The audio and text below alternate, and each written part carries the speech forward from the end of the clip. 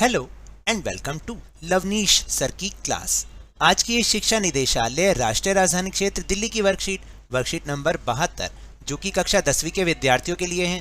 यह ली गई है सामाजिक विज्ञान के इतिहास विषय से, जिसमें हम आज की इस वर्कशीट में भी जारी रख रहे हैं अध्याय नंबर 3 भारत में राष्ट्रवाद को। और इसके तहत आज जिस टॉपिक पर हम चर्चा करने वाले हैं वो है रॉलेट एक्ट।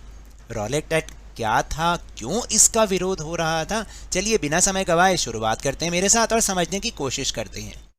तो प्रिय विद्यार्थियों, कार्यपत्रक 71 में आपने महात्मा गांधी के द्वारा चलाए गए प्रारंभिक 3 आंदोलनों के बारे में पढ़ा और समझा था ना, जो मैंने आपको समझाए थे। ये आंदोलन काफी सफल रहे थे और अंग्रेजी सरकार को उनकी मांगों को मानना भी पड़ा था। इस कामयाबी से उत्साहित गांधी जी ने 1919 में प्रस्तावित रॉलेट एक्ट के खिलाफ एक राष्ट्रव्यापी सत्याग्रह आंदोलन चलाने का फैसला लिया। आखिर गांधी जी को 1919 में ये एक जो रॉलेट एक्ट था यानी रॉलेट कानून था 1919 में जो प्रस्तावित था, इसके खिलाफ आखिर सत्याग्रह चलाने का, आंदोलन चलाने का क्यों फैसला उन्होंने लिया, क्या था इस रॉलेट एक्ट में, चलिए जानते हैं। रॉलेट एक्ट को भारतीय सदस्यों के विरोध के बावजूद इंपीरियल लेजिस्लेटिव काउंसिल ने बहुत जल्दबाजी में पारित कर दिया था, यानी ब्रिटिश सरकार ने इस कानून को बहुत जल्दबाजी में पारित किया। क्यों पारित किया? क्योंकि एक तो क्या इससे नुकसान हो रहा था कि इस कानून के जरिए सरकार को राजनीतिक कैदियों को 2 साल तक बिना मुकदमा चलाए जेल में बंद रखने का अधिकार मिल गया था और जितनी भी सारी राजनीतिक गतिविधियां थी ना, उन पर पाबंदियां लगाने का अधिकार भी मिल गया था। तो महात्मा गांधी ऐसे अन्यायपूर्ण कानूनों के खिलाफ अहिंसक ढंग से नागरिक अवज्ञा चाहते थे, यानी आंदोलन करना चाहते थे। अब इस आंदोलन के विरोध में क्या क्या घटनाएं हुई वो एक बार देख लेते हैं। और ये जो टॉपिक है बहुत इंपॉर्टेंट है, बोर्ड के एग्जाम में आने वाला ये टॉपिक बहुत इंपॉर्टेंट होता है। 3 नंबर का ये प्रश्न आता है रॉलेट एक्ट का, तो आप इसको अच्छे से समझिएगा और करिएगा। तो देखिए, रॉलेट एक्ट के विरोध में जो प्रमुख घटनाएं हुई, क्या हुई उसके विरोध में 6 अप्रैल 1919 को एक हड़ताल का आह्वान किया गया। विभिन्न शहरों में रैली जुलूसों का आयोजन किया गया। रेलवे वर्कशॉप में कामगार हड़ताल पर चले गए और दुकानें बंद हो गईं। इस व्यापक जन उभार से चिंतित अंग्रेजों ने राष्ट्रवादियों पर दमन करना शुरू कर दिया।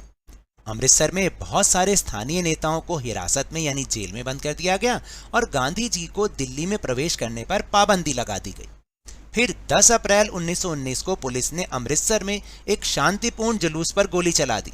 इसके बाद लोग बैंकों, डाकखानों और रेलवे स्टेशनों पर हमला करने लगे तो अंग्रेजी सरकार ने मार्शल लॉ लगा दिया।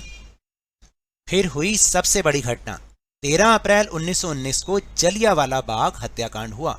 उस दिन अमृतसर में बहुत सारे गांव वाले सालाना वैसाखी मेले में शिरकत करने के लिए जलियांवाला बाग में जमा हुए थे। वो जो एक मैदान था ना जलियांवाला बाग, वहां पर जमा हुए थे क्योंकि वहां पर वैसाखी का मेला लगा हुआ था। कब? 13 अप्रैल 1919 को। काफी लोग तो सरकार द्वारा लागू किए गए इस दमनकारी कानून का विरोध करने के लिए एकत्रित हुए थे। और आपको मैं बताऊं, ये मैदान चारों तरफ से बंद था और इसका निकलने का और अंदर एंट्री का सिर्फ एक ही गेट था। शहर से बाहर होने के कारण वहां जुटे लोगों को ये पता ही नहीं था कि इलाके में मार्शल लॉ लागू किया जा चुका है। मार्शल लॉ में क्या होता है कि भीड़ इकट्ठी नहीं हो सकती। जनरल डायर हथियारबंद सैनिकों के साथ वहां पहुंचा और जाते ही उसने मैदान से बाहर निकलने के सारे रास्तों को बंद कर दिया। इसके बाद उसके सिपाहियों ने भीड़ पर अंधाधुंध गोलियां चला दी और इसमें सैकड़ों लोग मारे गए। तो ये जो हत्याकांड था, ये इतना बड़ा हत्याकांड था, सब जगह इसका विरोध होना फिर शुरू हो गया था। तो ये सारी घटनाएं रॉलेट एक्ट के विरोध में हुई थी। चलिए अब हम जानते हैं आसान से प्रश्न उत्तर। तो अब हमें क्या करना है, निम्नलिखित प्रश्नों के उत्तर देने का प्रयास करना है। देखिए, पहला प्रश्न है कि रॉलेट एक्ट क्या था और लोग इसका विरोध क्यों कर रहे थे। ये 3 अंकों का प्रश्न आता है। रॉलेट एक्ट ब्रिटिश सरकार द्वारा 1919 में पारित एक कानून था। लोग इसका विरोध इसलिए कर रहे थे क्योंकि इस कानून के जरिए सरकार को राजनीतिक कैदियों को 2 साल तक बिना मुकदमा चलाए जेल में बंद रखने का अधिकार मिल गया था और दूसरा राजनीतिक गतिविधियों पर पाबंदी का अधिकार मिल गया था। फिर दूसरा प्रश्न, रॉलेट एक्ट के विरोध से जुड़ी हुई प्रमुख घटनाओं का उल्लेख कीजिए। तो देखिए मैंने इसको 4 पॉइंट्स में बना दिया है ताकि आपको याद करने में आसान हो और इससे मार्क्स भी अच्छे मिलते हैं। अप्रैल 1919 को एक हड़ताल का आह्वान किया गया, यानी हड़ताल को बुलाया गया। विभिन्न शहरों में रैली जुलूसों का आयोजन किया गया। दूसरा है कि रेलवे वर्कशॉप में कामगार हड़ताल पे चले गए और दुकानें बंद हो गई। तीसरा पॉइंट, 10 अप्रैल 1919 को पुलिस ने अमृतसर में एक शांतिपूर्ण जुलूस पर गोली चला दी। और चौथा पॉइंट है कि इसके बाद लोग बैंकों, डाकखानों और रेलवे स्टेशनों पर हमले करने लगे और मार्शल लॉ लागू कर दिया गया।